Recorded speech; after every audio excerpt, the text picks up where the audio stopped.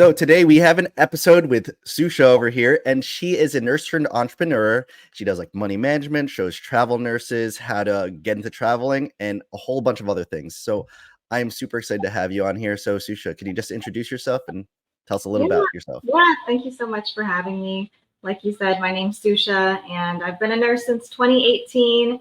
Been doing the ICU since I graduated. Started traveling shortly after. Built a large social media following from that, and now I do entrepreneurship full time. That's awesome. So let's go back into you started nursing in 2018. What kind of nursing floor did you start with? I went straight into the ICU, so I Oh, didn't nice. do med surge. Yeah, I didn't do any of that. I didn't think I would like that. So I kind of knew I wanted to travel as soon as possible. And I thought in the ICU, I would be able to learn my skills the fastest. That's awesome because like when I first started, like we were just talking off recording, I started 12 years ago and you couldn't do that. You couldn't go straight into the ICU, but now I'm seeing more and more people can do that. Yeah. And so you just wanted to go straight into traveling, or did you have like what a lot of other people want to do and go into like maybe CRNA school as well? To be honest, I wanted to keep my options open. CRNA school was always a choice. I didn't know if I would necessarily like it. Hmm. And I wanted to make sure I had that as an option. But I had been able to talk to travel nurses before even starting my career. And I kind of knew the path I needed to take. So I knew I needed to have those strong skills and be pretty independent pretty quickly. So the hospital I applied to, they offered a residency program. It was about 6 months long, and got to start right away. Dang, that's pretty dope. Did they pay you during the residency program?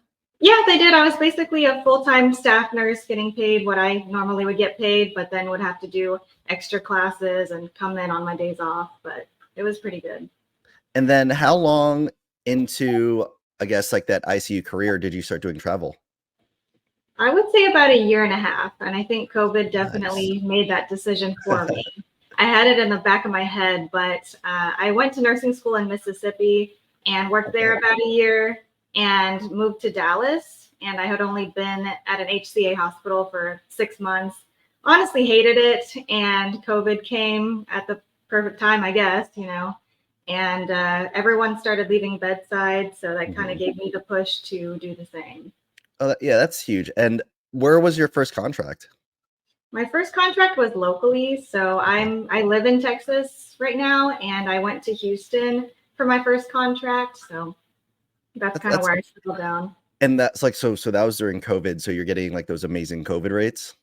Yeah, pretty much. We were making like 10K a week. It was just Oh, insane. dang. Yeah. Now it's not like that, it's Yeah. kind of come down a little bit, but it was pretty cool. That's like one of the things that I feel like I missed out on was during COVID. I was like, dang, I have so many skills that I could like cash in on, and I Right. just didn't do it. And I was like, now I'm like looking back at it, I was like, 10K a week would have been really nice. Yeah, it's hard. It's definitely a gamble. I used most of that money to buy my house and kind of Mhm. invest in myself, pay my debt off. But yeah, you just never know. I mean, obviously times change now, so a lot of travel nurses that were all for it, they've gone back to the hospital or done outpatient or something. So Yeah, it's pretty wild because like I see like the rates right now are some of them in New York where I'm at are less than what a staff nurse is making oh or the yeah, same. So they're like, why not just go staff nurse and get yeah, your health exactly. benefits and all that? Yeah, Uh, and that's how I was feeling. Like you had mentioned, benefits are really hard. 401ks are very annoying to have to keep rolling over. oh And yeah. yeah, and also, living that kind of lifestyle is fun when you're young and single, but when you want to start, settling down, it does get more difficult. And is that your plan? You seem really young, so it's like I'm assuming. So I'm 29. I Okay. don't I don't necessarily feel young all the time. But yeah, like I said, I bought my house. Planned on turning this into an investment property at some point, but met someone, so wanted to start thinking about the future long term and kind of stay in Houston for a little bit. Oh, So awesome. And then you also said you do IV therapy as well? I do, yeah, that's something I really enjoy. And that's becoming super popular now too, is like Mhm. IV hydration as well as aesthetics. So after I pretty much finished my traveling adventures, I came back to Houston, started looking at less stressful environments, Oh yeah, for sure. and yeah, and stumbled upon some local drip spas. So you can either have people go to your house and give the drips, or you can go to a spa studio type thing. And mine was in person, so I still do that now on the weekends. It's pretty chill, and the client interaction is very different versus in a hospital. So people are, well, one, they're alert, but they're Yeah. also pretty grateful, to be there and feeling better. So So you said that you could either go to their house or they could go to your house. kind of like a concierge service. Is that scary at all? First off, do they ever go to your house? Like, just because I don't know if I'd be comfortable with Oh yeah, yeah. No, sorry, not in my house personally. I would go that. to Okay. yeah, I because was like, dang. I was like, I don't want you knowing where I live. Shoot. I don't need the crazies out there following me. But yeah, yeah. So I did that for a little bit too, where I was doing like kind of like home health, but just for IV hydration. And how much were you making as a nurse when you first started, and now you're in like the IV therapy Yeah, stuff? so that's the thing. That's a great question. I would say my very first job in Mississippi, with the shift differential, I maybe was making 27 an hour. Yeah. And then my full-time job at the HCA hospital, maybe 40. And the drip spas, they can range. I've worked at a couple, but anywhere from 32 to 42 an hour. So it can be comparable to the hospital, but typically, yeah, they don't pay as much or they don't offer benefits. So, That's what's crazy because I just like some of my friends just like tagged me in a post. Like some of them are in Texas or like lower paying areas for mhm, nurses, and they're yeah, showing me like a post that showed like a Bucky's employee, like the gas station, getting like the same amount of hourly wage as like a nurse, and I it know. like Yeah. infuriated them. It's like, okay, why did I go to nursing school for this? So yeah, that's actually kind of what led me to entrepreneurship. I was working at a drip spa locally, and my current boss, him and his wife, would always come in, and they were always traveling, always working really hard, really sweet people. And pretty much for the next year, they were trying to recruit me, followed me on social media, kind of saw my work ethic and entrepreneurship. So finally, I applied with the company, and now here we are. Nice. And then, so let's go into all your entrepreneurial endeavors. You're like, I could go to your LinkedIn page, and you're doing a bunch of stuff. So you got the consultation for financial planning. How did you Yeah. get into that? Yeah, so that was pretty much what I had just mentioned. Yeah. So basically, I think the opportunity kind of fell into my lap. I was getting pretty tired of bedside. I was getting pretty burnt out from the ICU and looking at Mhm. different options. I had been doing social media up until that point for about maybe 4 years, just kind of doing it for fun on the side, Yeah. and had my online business through that, just selling digital products to nurses that want to learn how to become travel nurses. So I kind of understood the basis of what it took to build a business. And like I had mentioned, my current boss now, he really saw that in me, and yeah, I applied and got the job. And it's kind of hard to explain because I'm my own business owner, but I partner with Northwestern Mutual, so I'm kind of like contracted through them. So that's what I mean when I say employer. But yeah, now it's my own business. It's my baby, and I find my own clients all on my own. I pay for everything, and it's been great so far. And that allows you to work from home as well. Yes, we actually have multiple offices throughout the Houston area, so I typically go there to be more productive. But yeah, I can work from home. I can work anywhere. The flexibility is awesome. There's no cap on pay. I get to make as much as I want to, and I get compensated on how hard I work. So all of that outweighed the previous life that I had. Oh, 100%. Yeah. And so for your financial planning, like what products do you have? Yeah, so that's a great question. It's very holistic. And I am licensed. I'm a licensed representative in the state of Texas. And I can take clients all over the US. But when you hear the word advisor, you can probably find a bunch of different things on TikTok, on the internet. And really, some people will focus more so on protecting your income, the insurance side of things. Some will focus more so on the investment side and growing your money. My business, we actually put those two together and create a holistic, comprehensive plan. And the reason we do that is because we're not just going to sell you a product and never talk to you again. And you're basically in the same place you were before. So all of those initial meetings, the financial plan is totally free and complimentary. And I do that on purpose because that kind of eliminates the barrier to entry. For people that honestly want to be in a better situation financially, I think everyone should have access to that. And then the only way that, I would actually make money is if you decide to act on any recommendations once the plan is built. So we'll give you a projection of where you're currently headed if you were to do exactly what you're doing today, and then where you could be based on those recommendations. And that does include insurance, could be disability, which a lot of nurses don't have enough of. Our employers, they offer it, but really that's a tax write-off for them. And it's typically only 60% of your income covered. And since it's taxable, after that, it's usually only 40%. So, statistically, 1 in 4 of us will become disabled at some point. So anyways, I walk nurses through that. I work with a lot of travel nurses because, again, they have lapses in benefits. They have a million retirement plans that are not being used. So I help with that. We help see if you actually are covered through retirement. And typically, if you only use your employer's retirement plan, you're not. And so that's when we talk about different things such as investment options to really start growing your wealth to complement the retirement plan. And then also we talk about whole life, which is honestly an amazing vehicle. Again, there's so much stuff out there on the internet that a lot of it can be crap. And I let my clients know that, like, if you're going to buy, you want to go through a reputable company.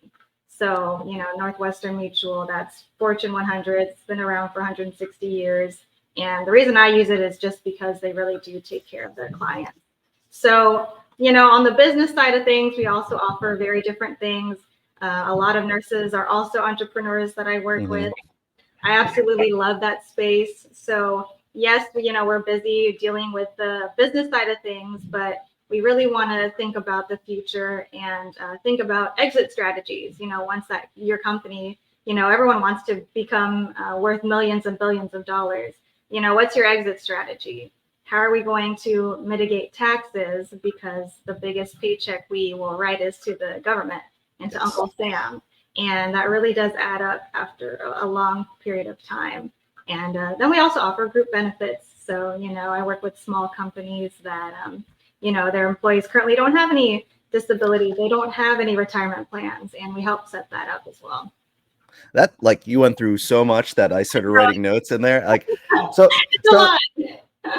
it's true. Like, so I have a lot of friends that do traveling. So we'll start with that part where they sign up for their employee benefits of 401ks, but then they have no idea where everything is, especially if they like do like one contract at a time and they're on to the next agency or whatever, just trying to do that. So you help them with all of that transferring of funds, consolidating and everything. Exactly. We help them roll it over and consolidate. And if you open an account with Northwestern, that's yours. It'll go with you no matter where you are. And that kind of just gives nurses peace of mind. Like, I don't have to keep rolling this over and also, having to basically start over every single time that you get a new contract. Oh, wait. So if you make an account with, like, say you, right? And that agency allows you to have a 401k through them, you could just have it directed to where you work with Northwestern? So they would actually opt out of the one that the agency offers, and then they would just utilize my services. And then that way they could keep that for the remainder of, their life, basically. And that way they don't have to roll over ever again. That's super simple. Like I have to tell my Yeah. friend that because he's Yeah, he was like, wait, so I have all these different 401ks. Do I have yeah. to keep rolling it over to the one? But Yeah, you it's super annoying. I've had to do that too, and yeah, I totally get where travel nurses are annoyed with that process. So it's like there's got to be something better out there. So yeah, there is. if how about this question? Can someone opt out, like if they're a staff nurse, can Mhm. they opt out of their employer's, I guess, 403b or 401k and do the same thing with you They guys? they can. However, I will say typically we actually recommend having multiple retirement plans. So we actually want them to have the one through the employer because of the match, and that's just free money. So Mhm, that specific retirement plan, if you only have that, that's never been enough when I see the financial mhm. analysis. So we recommend keeping that one, but also opening either a separate Roth through us or opening different investment accounts with us. And I that way see. complements each other, and it also offsets the down and up markets throughout the years. Oh, 100%. Like, Yeah. how would I explain it? Me and a few friends, we're all entrepreneurial nurses, so Mm. we have our Roths, we have our sadly, where we work is a 403b, and we don't have an employer match, so that's Okay. always garbage. Yeah. And then we all have some sort of life insurance where depending on who you work with or who you talk to, that was the conversation. So Mm. we all have different things, but for me, I guess we'll go into I have a whole life insurance where it's cash Mhm. value. So I think that's one of the really cool thing for when I get to a certain level, Yeah. I could start pulling out the cash and start doing more rental properties. Is that Yeah. what you also Exactly. go to? Yeah, that is amazing. It sounds like you're already on the right track, especially people within the real estate business. They love whole life because they want to maintain the liquidity, but they also want to be able to pull out cash when needed. So I will say, just to explain a little between permanent and term whole life. So every single employer that nurses work with, that's only going to be term. And the benefits of it is that it's super cheap and it's affordable, but it's not going to build cash value like you mentioned. And once you leave, you don't have it. So it's like renting an apartment. It's good Mhm. while you need it. It's very flexible, but in the long run, I always recommend getting permanent. And that's because, yeah, one, let's say someone in college just gets a super cheap whole life policy.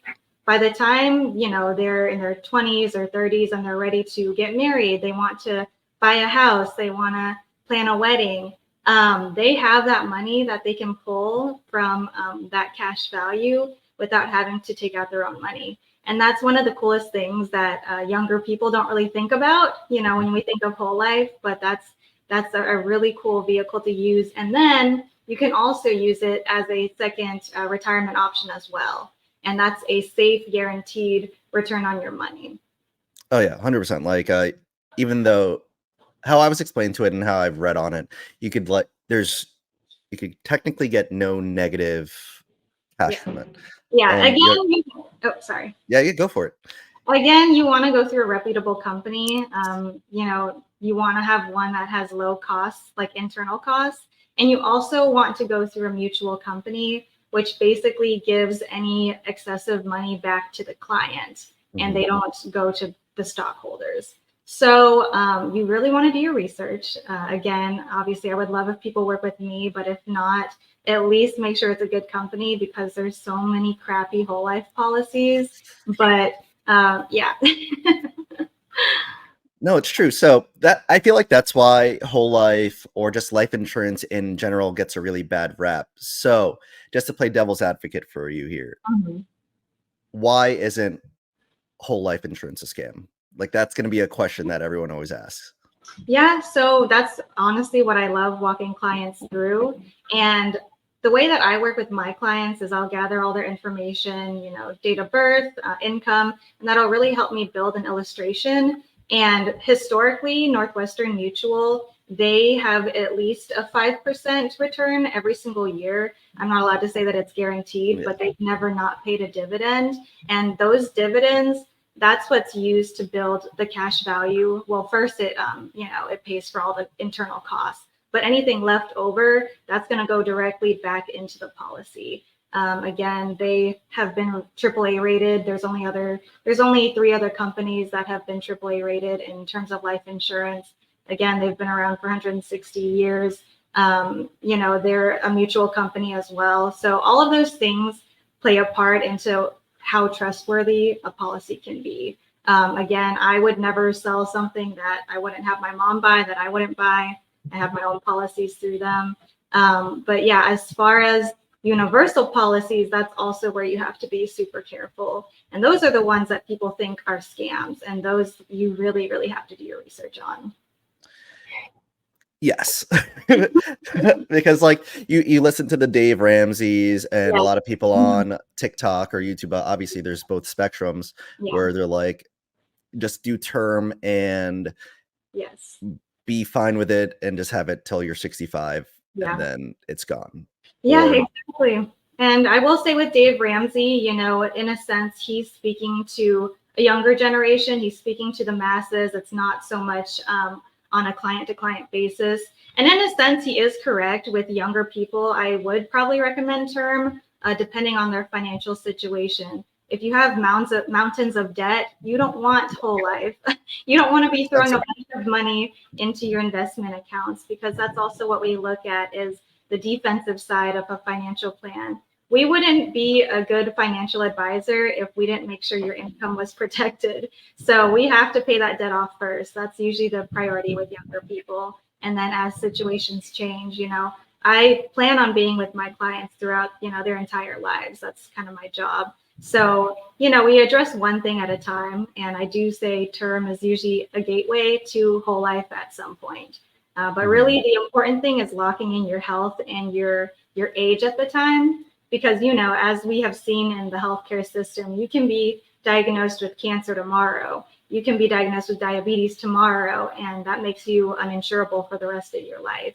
And these are things we don't think about when we're young. No, that's huge. That's why I always bring up, since I have whole life, my wife does not. So I keep telling her, so while we're super healthy, we should at least get you some sort of thing because we have 2 kids. It's like, just in case something happens, at least we know the houses will be paid off. Our kids are going to be fine. Whoever's still around is going to be fine. Yeah, that's a great point. I think that's pretty relevant with people around this age group is, when you buy a house, what's going to happen if you pass away? Who's going to pay for that? If you have kids, that also creates another need.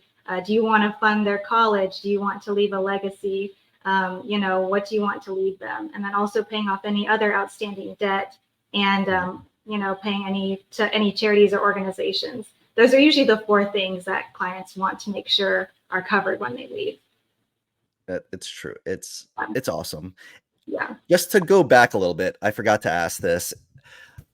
The reason why you went into to Northwestern, and you kind of touched upon it. Were you able to get rid of all your debt through travel nursing? Pretty much, yes. Yeah, exactly. So I utilized travel nursing to kind of build a foundation, bought my house, paid off debt, made sure I was really stable. Like we always recommend having an emergency fund for 3 to 6 months. So building that up. And then that allowed me to be able to leave my full-time job and step into entrepreneurship. It's always scary though. Oh, yeah. You never know. I'm 100% commission based. So you really have to work for it. You have to want it, and you have to remember your why. So, but yes, it did help me get out of debt. Because that's always like a big question where I ask all my other entrepreneurial people that I have on the show, and people ask me, is like, why haven't I left my job yet? I was like, sadly, I have like golden handcuffs where I work. I'm not exactly bedside, but they pay me really good and the work isn't hard. So it's like, I don't mind going in, but if I could, I probably should eventually, if I could leave, then 100% just entrepreneurial, just keep doing my thing. But it is hard, like you said, just leaving something so stable. Yeah, you obviously have your kids to think about. You have your house, you have your wife. And I mean, if I talk to other nurses in the same situation, I would recommend them staying at their job and at least doing it part-time and help fund your goals and your business until you can fully step away. And I think that's what a majority of people do anyways, because yeah, we got bills to pay. So let's just talk about, how did you just decide to leave nursing? It's like, just because of stability. What Mhm. really gave you that push to be like, let me really double down on myself and just do it? Especially that you said 100% commission based. Yeah, I think again, kind of looking at the pros and cons of the life that I wanted to have in 5, 10 years. I'm big on affirmations and vision boards and kind of seeing what future you want for yourself. And I really think my online business helped a lot, kind of getting my foot in the door, kind of using it as training wheels to just see like what kind of work ethic it took, the consistency. I'm sure, as you know, but social media in itself is very hard, Yes. especially remaining consistent. And I think what helped me leave was just people believing in myself. You know, like I had mentioned, Peyton and his wife, those are the people that kind of recruited me to Northwestern. I saw how they were living their lives. I saw what kind of life I wanted, and I really just took the leap of faith. I had been thinking about it for a while, and I think I just needed someone else's help to get there. And is the pay better? Could you say that? Oh, 1000%. It is a grind, but I love the ability to go out there and make as much money as I want. Would I go back to nursing ever? I don't think so, unless it was just to maintain my skills and another stream of income. But yeah, the pay is substantially better, and it's also projected to grow every single year. So That's true. And like, that's the thing too. So like, nursing is such a simple, not simple, but it's a good backup.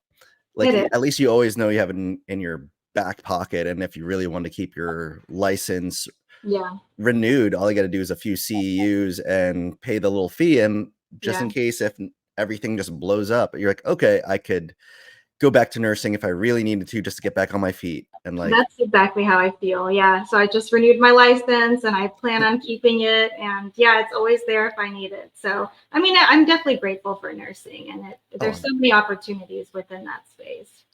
and how are you getting all your clients for your business? Yeah, so I love this side of things. Social media definitely has been very helpful, just in credibility, especially people that have seen me grow throughout the years. But I'm based in Texas, so I can help people all over the U.S. But I think Zoom has just kind of Oh, changed yeah. everything. That allows me to meet with clients.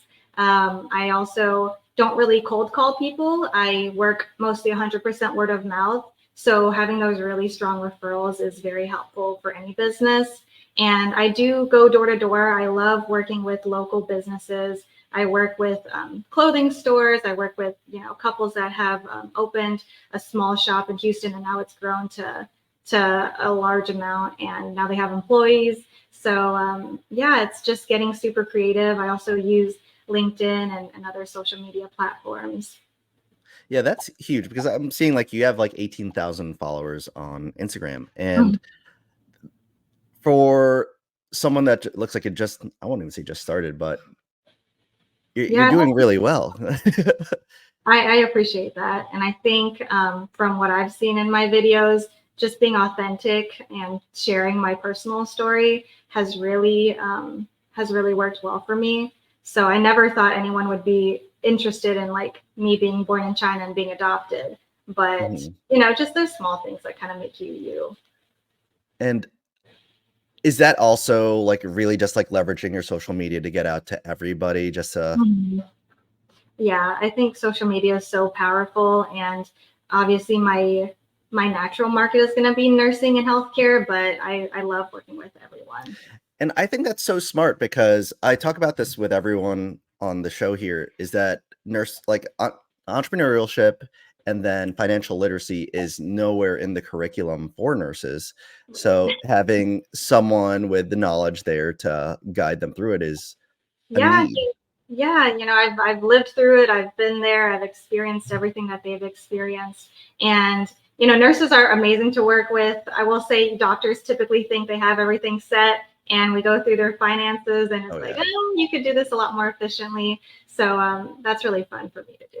So you're focusing nurses, doctors, anyone in the healthcare field, Yeah. because Mm-hmm. it is true. Like I talk with I work really closely with a lot of physicians, doctors, everything like that. And some of them, even if they're making 10, 20K a month, some of them Yeah. are still living paycheck to paycheck, which is wild to me. Yeah, and that's the thing. Well, the first thing is that I've noticed people with more money, they actually need more help. Mhm. And also, are you really living a sustainable lifestyle if you make 200,000 but you're spending 199,000? So, really seeing where we can optimize, having more money to play with. And again, that's why paying off debt is so important, because that really is going to hold you back from what you're trying to accomplish. And going to the debt again. So what would you say, which things you have to pay off? Just like Yeah, school loans, or go into it? so that's a great question. There is an order that you want to go down, and there's also good versus bad debt. And that's kind of what I explain to my clients. So you're going to want to start with the highest interest rates. So usually those credit cards that are 20% interest, those got to go first. And the average American is about $20,000 in credit card debt. And when you ask them, how do you feel about that?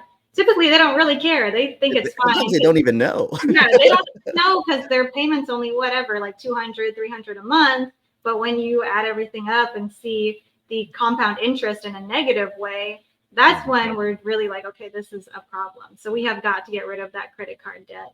As we have to get rid of it as soon as possible. And then you just go down the list of, the interest rates. So typically personal loans, student loans, car loans are in there. And then the last one is usually a mortgage, because depending on your interest rate, that one is one that we don't really recommend paying more into, just because it's building that equity, and you don't really necessarily have to pay it off as quickly as possible, because it is considered good debt. So Yeah, that's huge. Like I feel that a lot of my coworkers or people that I talk to, because they ask me things about debt as well. I'm like, they just let that credit card debt linger so long. Because like, oh yeah, it's a little bit of money, but then I was like, do you guys know that that 2,000 charge turns into like 10,000 by the yeah, time they're done paying it off? exactly. And that's the thing, is like, for instance, let's say you paid 1,000 for a TV. Well, years later, you're really paying like 3 or 4,000. And it's like, would you have initially bought it if you knew you were going to pay that much for it? And that's really why, having that emergency fund is so important, not to touch, and living within your means. That's the hardest part. A lot of people love that lifestyle inflation. Yeah, Um, exactly. And that's the thing. That's another thing I touch on, is inflation. And there is actually such thing as having too much cash in your bank account, especially if it's in a traditional account. So I always recommend having high yield savings if you can. I have a lot of recommendations for those, and at least yielding the same percentage of inflation, which is around 2 to 4% nowadays. Otherwise, you're losing your buying power over time. Yeah, that's huge. I see a lot of friends of mine or coworkers as well. They have thousands of dollars in like a regular checking account getting Yeah, 0.0001%. I'm like, what are exactly. you doing? Yeah, exactly. So that's when we really talk about, high yield savings. Sometimes we'll recommend a CD or a money market, or we'll look into investments. So again, you want to have a diversified portfolio. You don't want just like one thing or the other. Yes. And how versed are you on like 401ks? Because I want to ask you a few questions. Yeah, you can ask away. And if So, I don't know, I can always find out. But oh yeah. So me and a few other, I guess, entrepreneurial nurses are like, so we think a 401k or 403b, depending on matches and all that, is like one of the biggest scams. okay. Can you rebuttal it? Biggest Uh, scams in the sense of outside of a tax deduction for us as employees to yeah, get like put into 23,000 makes yeah. your income look lower. Mhm. Most of these places don't let you allocate the funds the way you would actually want, because they only have certain funds you could choose from. Yeah, Whereas, that's also why I recommend going through an outside company, because you can actually choose where it's invested. typically through an employer. They either tell you where it is, or most employees don't even know that that's an option to change. Mm-hmm. But to your point, I always recommend employees having the Roth option if the employer offers it, like Roth 401k. And that's when I talk to clients about the tax benefits, advantages and disadvantages of 401k versus Roth. Because basically 401k, you're not taxed on the front end, but you're taxed on the back end. And that's a lot of money. You know, by the time you retire and you're 65, again, people don't really think about it, but I mean, it's like, do you want to pay taxes on the seed or the harvest? And a lot of people say, well, the seed, obviously. Well, that's going to be your Roth option. Yeah. And that's why I always recommend that one, because you're going to be taxed on the front end, but not the back end. And then, you actually see the money for what it is at the end of the Yeah. time Exactly. in there. You're getting more out of it. So yeah, and that's so huge. Like, and so for your financial planning too, have you met nurses where they don't even have opened their 401ks? yeah, I've met a lot of people that don't even have one. Life happens, people put it off. It's natural for us to just procrastinate. But the thing is, I show my clients, the later in life you get, the more money you're going to have to invest. And it's not a matter of if, but when.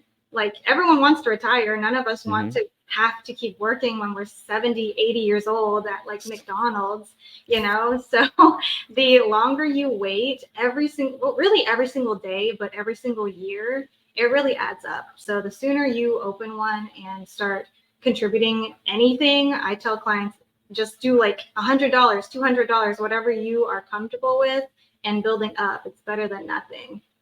Oh yeah, for sure. And like, I've talked with some of my coworkers, again, I hate that I bring it up, is that some of them, like, we've been working together for like 10, 12 years, and they just started their 403b or 401k. I'm just like, yeah. Do you know how much money you missed that on?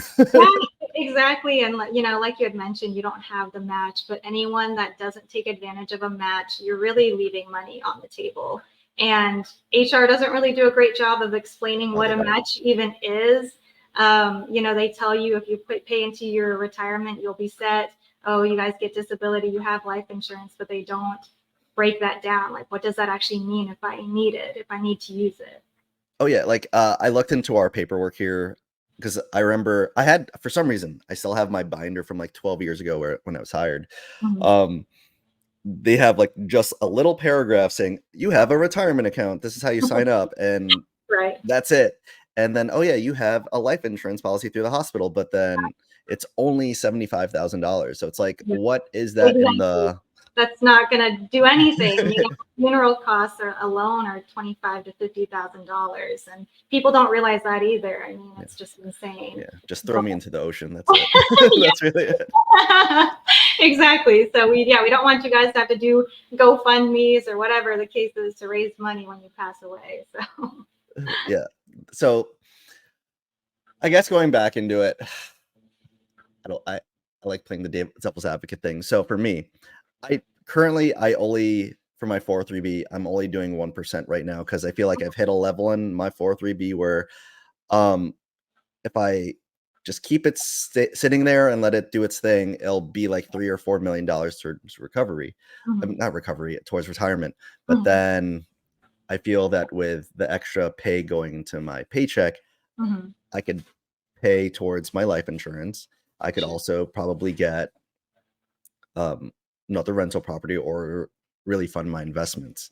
Sure. Like, yeah, that's fair. I guess I'm asking the professional in you. That's a great question. Again, I would have to plug everything into our software and really see and be able to project out. That's kind of what it's there for. And then I can really look at like, okay, you actually are good in retirement. You can actually pay less, because I've had clients overpay too. I've had clients paying like 10%. I'm like, whoa, okay, that's actually too much. And, let's allocate that money elsewhere. So honestly, I would really have to see and project if you are good through retirement. Also, I walk clients through like, how much would you feel comfortable in retirement? Do you want to be getting in the same amount of money you are today, or do you want more, based on what you're going to be doing later on in life?